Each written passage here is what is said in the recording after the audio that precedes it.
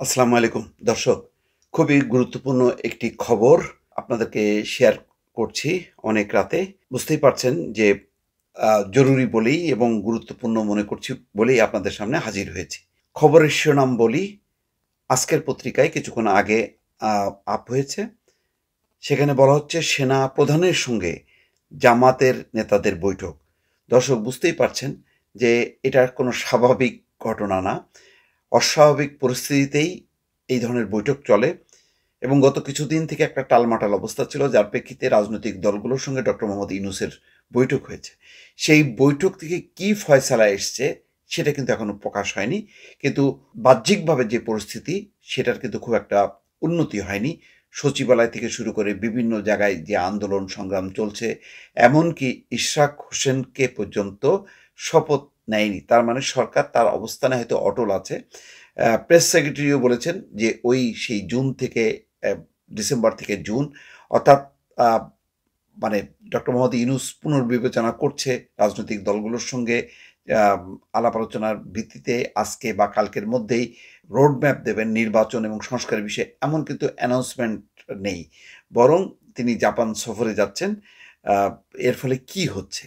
আ যেখানে অধিকাংশ রাজনৈতিক দল বলছে যে নির্বাচনের একটা সুনির্দিষ্ট তারিখ হওয়া উচিত। কিন্তু কোনোভাবেই এই অবস্থানে আসতে চাচ্ছেন না ডক্টর মোহাম্মদ ইউনূস। এই প্রেক্ষিতে আজকে সেনা সদরও একটা বিবৃতি দিয়ে বলেছে, সরকারের সাথে কোনো বিরোধ নেই।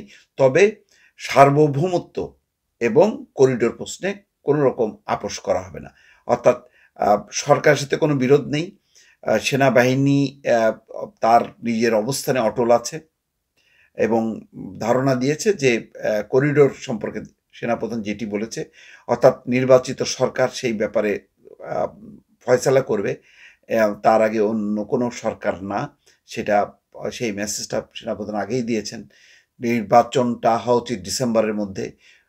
সেটাও তিনি বলেছেন এবং বন্দর, আ চট্টগ্রাম বন্দর বিদেশীদেরকে দেয়া যাবে না। বা এই বিষয়ে সিদ্ধান্তটা নেবে হচ্ছে আ নির্বাচিত সরকার। এইরকম অবস্থা যখন আলোচনা হচ্ছে যে আ সেনাবাহিনীর সঙ্গে বা সেনাপ্রধানের সঙ্গে ডক্টর মোহাম্মদ ইউনূসের কোনো দ্বন্দ্ব সংঘাত হলো কিনা, রাজনৈতিক দলগুলোর সঙ্গে দূরত্ব বাড়লো কিনা। আমির খাসরু মাহমুদ চৌধুরী বলেছেন যে গণতন্ত্রের উত্তরণের বিষয়ে যদি সেনাপ্রধান বক্তব্য রাখেন তাহলে সমস্যা কি? এমন অবস্থায় জামাত ইসলাম গত কিছুদিন থেকে আ মুরুব্বি বা অভিভাবকের দায়িত্বের মতন কথা বলছিল।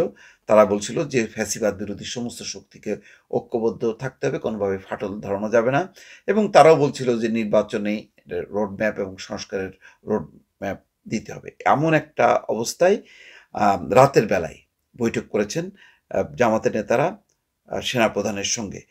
শনিবার রাতে দলের আমির অ্যা ডাক্তার শফিকুর রহমান এবং নায়েবে আমির সৈয়দ আবদুল্লাহ মোহাম্মদ তাহের এই বৈঠকে অংশ নেন বলে দলের একটি সূত্র নিশ্চিত করেছে। বৈঠকের বিষয়ে জানতে চাইলে আবদুল্লাহ মোহাম্মদ তাহের জানান, আসলে এটা তো সৌজন্য সাক্ষাৎ ছিল।